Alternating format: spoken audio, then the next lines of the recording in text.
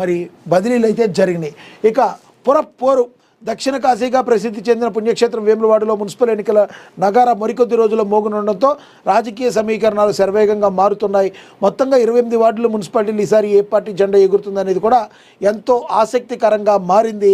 మరి ఎవరైతే వేములవాడకు సంబంధించినది కూడా ఎత్తులు వ్యూహాలు నాట్ ఓన్లీ ఈ వేములవాడ టోటల్గా ఏ మున్సిపాలిటీకి ఆ మున్సిపాలిటీలో విజయమే లక్ష్యంగా రాజకీయ పార్టీలన్నీ ఇప్పుడు పంచాయతీ ఎన్నికలంటే మనకు తెలుసు అవి పార్టీ గుర్తుల మీదుగా పోటీ జరగదు. కానీ మున్సిపల్ ఎన్నికలు అలా కాదు, పార్టీ గుర్తుల మీద మరి ఓటింగ్ జరుగుతుంది. కాబట్టి అన్ని రాజకీయ పార్టీలు చాలా ప్రతిష్టాత్మకంగా తీసుకుంటాయి.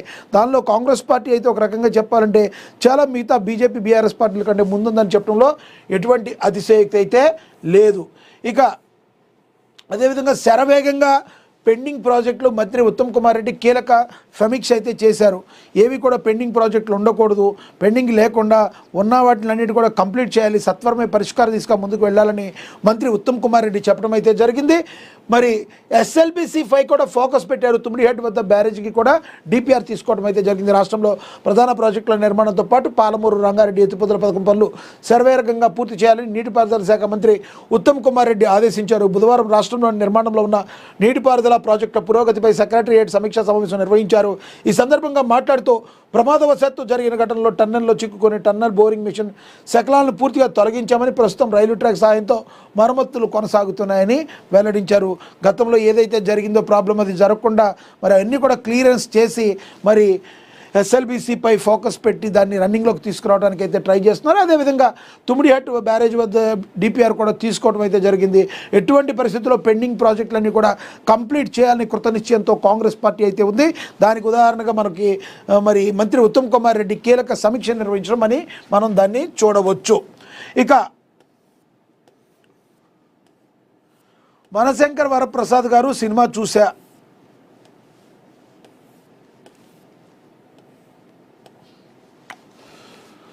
తమ కుటుంబంతో కలిసి మనశంకర్ వరప్రసాద్ గారి సినిమా వీక్షించాను. ముఖ్యమంత్రి రేవంత్ రెడ్డి మెగాస్టార్ చిరంజీవికి చెప్పారు. సినిమాని ఎంతగానో ఆస్వాదించానని చెప్పారు.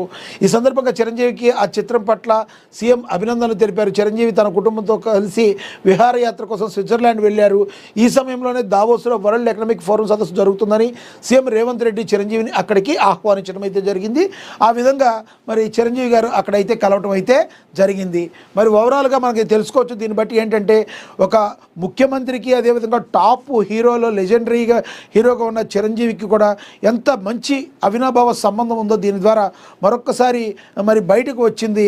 తెలుగు రాష్ట్రాల్లో మరి మెగా ఫ్యామిలీ తమ ముద్ర వేసుకుందనడానికి మరి ఇదొక ఉదాహరణగా చెప్పొచ్చు. సీఎం రేవంత్ రెడ్డితో మరి చిరంజీవి ఈ రకంగా ఉండడం, అదేవిధంగా ఎన్డీఏ కూటమిలో భాగంగా ఉన్న పవన్ కళ్యాణ్ ఆంధ్రప్రదేశ్లో ఏ రకంగా దూసుకుపోతున్నారో మనందరికీ కూడా తెలుసు. ఈ రకంగా ముందుకు మరి ప్రతి వాళ్ళు కూడా ఎవరైనా కూడా ఒక 10 మంది ఇంప్లిమెంటేషన్ చేయగలిగిన స్టేజ్లో ఉన్నవాళ్ళు ప్రజలందరికీ చేయూతగా ఉండాలి.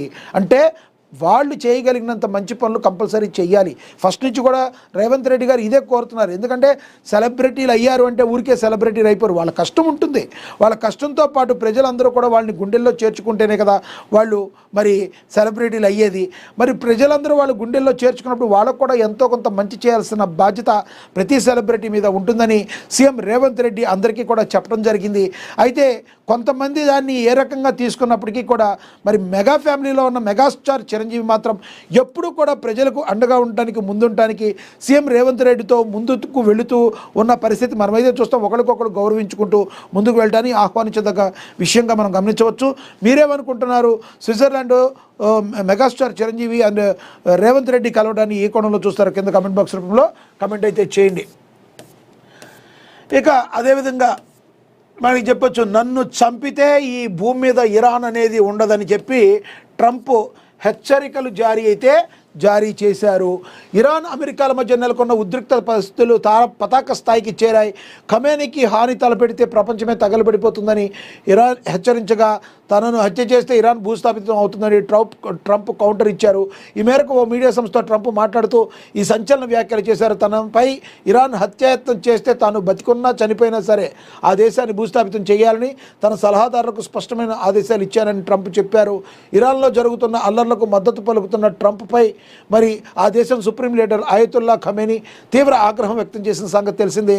ఇరాన్లో కొత్త నాయకత్వం రావాల్సిన అవసరం ఉందంటూ ట్రంప్ చేసిన వ్యాఖ్యలపైన ఖమేనీ మండిపడ్డారు. ఈ క్రమంలోనే తమ నాయకుడిపై చేయి వేయాలని చూస్తే ఆ చేతిని తెగ నరుకుతామని, ఖమేనీకి ఏదైనా జరిగితే ప్రపంచాన్ని తగలబెడతామని ఇరాన్ సైన్యానికి చెందిన ఉన్నతాధికారి ఒకరు హెచ్చరించారు. దీనిపై ట్రంప్ తాజాగా స్పందిస్తూ తనను చంపేయాలని చూసినా చంపేసినా మీరు భూమి మీదే ఉండరని తీవ్ర హెచ్చరికలు అయితే జారీ చేసుకున్నారు.